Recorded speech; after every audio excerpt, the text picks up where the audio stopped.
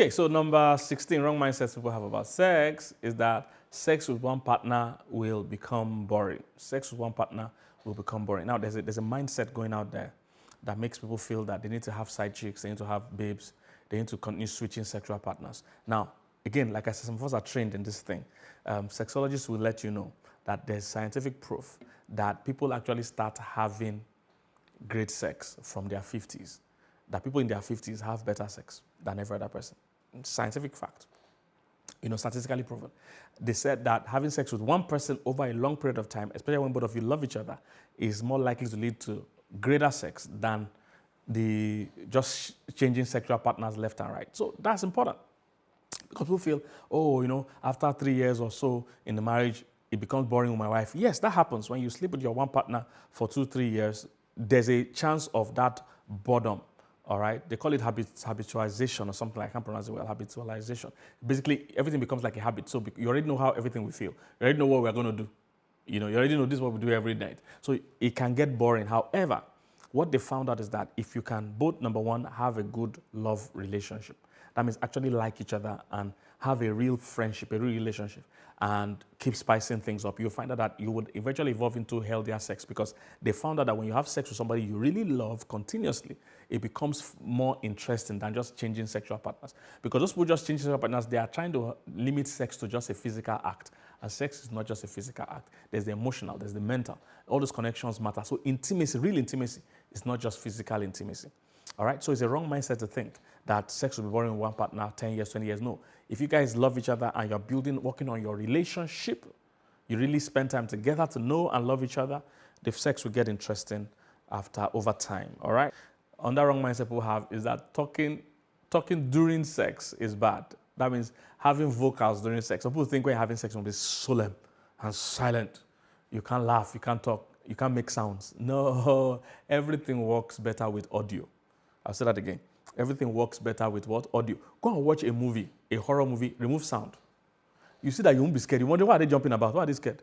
That sound effect alone, either in a horror movie or even an action movie, the sound helps the anticipation. When something bad is about to happen, when they do, if you're watching video, when they blow all those whistles, or those action, when they play those sounds, that sound effect helps the whole movie. The sound. So when you're having sex, please don't both keep mute, except that's all you like. But we know as sexologists that most people enjoy some expression. So you can moan, you can make sounds, you can even talk. All right? Some people will actually like you to talk during sex. So please talk. Somebody say, what do you talk about? Talk about government. Don't ask me nonsense question, my brother. So, but you know what I'm saying? I'm just saying you can talk, you can express how much you love each other, how much you're enjoying it, things like that, you know what I'm saying? Because somebody says, what did I talk about? Talk about your government election. You're making me laugh. Come to you asking me. I'm here suffering to teach you this thing. You're still asking me questions I don't understand. Okay, so, but basically, talk is good. Audio is good. Making sure that feel loved, making sure that know you're enjoying the thing and all that. So vocals are good. Don't keep mute. Don't try to say don't talk. Let's just be, you're enjoying it. Just express. The expression helps both parties, okay? Vocals are good. Number 18. Big is better. Number 18, wrong mindset. Big is what? Better. It's a wrong mindset. When I mean big, people think the bigger the boobs, the bigger the bum, the bigger the size of the man's penis it makes the sex better. Big is better. It's a wrong mindset. It's a wrong mindset. All these things are fake things that are psychologically built in us. First of all, you need to know that's one of the points. Let me not jump ahead of myself. But sex is also largely psychological, not just physical. So that's the point of it. So, but let me not jump ahead. But the point is that all these things you are thinking big is better because you were programmed to think so. You're programmed to think that big boobs is more enjoyable, big bum is more enjoyable, big penis is... No, there's no such scientific study to prove that. They found out that it's not necessarily about the size, about how well you use it, and largely about how much you love the person. All right, so focus on other things. Big is not necessarily better. All right, if you can work on how you use it and work on the relationship itself, you will enjoy it. That's the truth. Big is not better. All right, so that's a wrong mindset people have. I can't go into that too much in detail, but I need to understand that. 19, that sex has to be painful.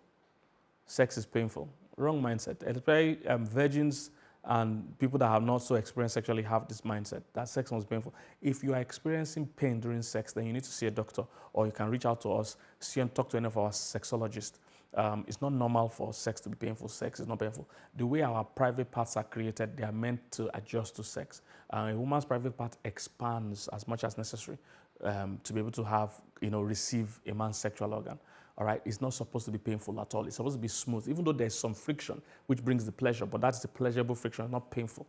All right, so sex is not supposed to be painful. If it's been painful, there's a reason why, and it can be addressed. It can be lack of lubrication, the angles you are using, or that you are not aroused, or whatever. So talk to a sexologist. We have one, and we're still doing our free sessions for now, just to help people. So reach out to us, and let's talk about, but sex is not meant to be painful. All right, it's a wrong mindset.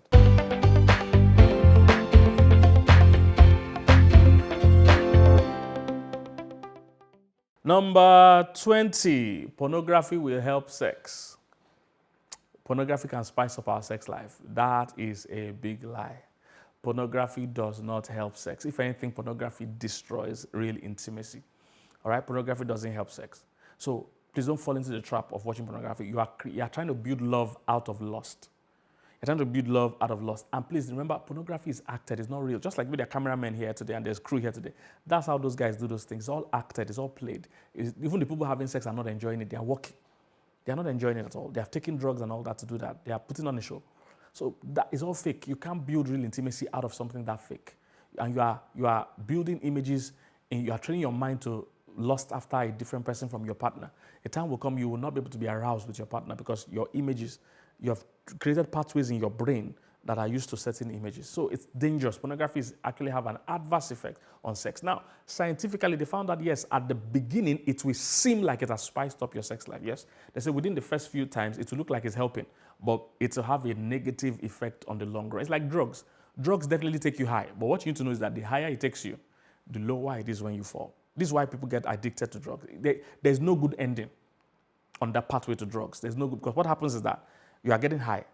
When you get high, let me give you an example. If I jump from this table from my height, now if I jump from here down, I'm not going to break my leg. But if I get high to the top of this building, by the time I jump, fall, come down, I'm going to hurt myself. By the time I go higher than that, every time I'm falling deeper than that, I'm going to hurt myself. So that's what happens. So they said at the beginning, the seems is helping the sex life, but they said it's going to have a negative effect because you are building pathways in your brain to find another person attractive, to equate sexual pleasure with another person, not your spouse. So the effect is negative on the long run.